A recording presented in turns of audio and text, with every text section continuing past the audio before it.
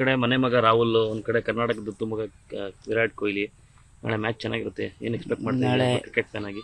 ನಾಳೆ RCB ಮತ್ತು DC match ಇರೋದ್ರಿಂದ ತುಂಬ ಹೈ ವೋಲ್ಟೇಜ್ ಮ್ಯಾಚ್ ಆಗಿರುತ್ತೆ. ಯಾಕಂದರೆ ಒಂದು ಕಡೆ KL ರಾಹುಲ್ ಅವ್ರು ಆಡ್ತಿದ್ದಾರೆ, ಮತ್ತು ಈ ಕಡೆ RCB ಅವರಲ್ಲಿ ವಿರಾಟ್ ಕೊಹ್ಲಿ ಅವ್ರು ಆಡ್ತಿದ್ದಾರೆ.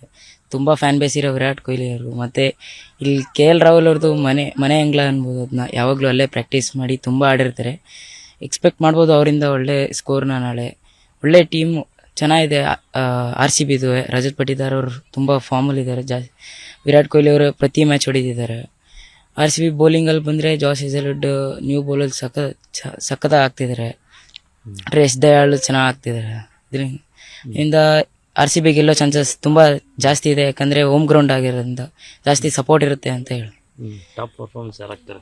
ಟಾಪ್ ಪರ್ಫಾರ್ಮೆನ್ಸ್ RCBಲಿ ರಜತ್ ಪಟಿದಾರ್ ಇಲ್ಲ ವಿರಾಟ್ ಕೊಹ್ಲಿ ಆಗ್ಬೋದು.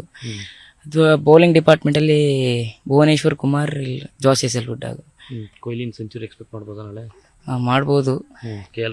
KL ರಾಹುಲ್ ಅವರು ಚೆನ್ನಾಗಿ ಆಡ್ತಾರೆ. ನಾಳೆ ತುಂಬ ಚೆನ್ನಾಗಿ ಆಡ್ತಾರೆ ಅಂತ ಅನ್ಕೊಂಡಿದ್ವಿ.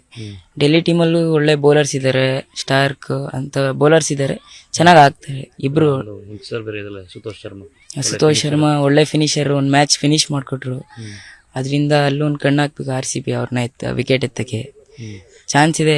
ಇಬ್ರು ಒಳ್ಳೆ ಮ್ಯಾಚ್ ಆಗಿರುತ್ತೆ ಇವು ಎರಡು. ಸೆಕೆಂಡ್ ಹೋಮ್ ಗೇಮ್ ಗೆಲ್ತಾರ? ಗೆಲ್ಬೋದು ಅಂತ ಅನ್ಕೊಂಡಿದ್ದೀನಿ. ಎರಡು ಚೆನ್ನಾಗಿರೋ ಟೀಮ್ ಗೆಲ್ಬೋದು ಅಂತ.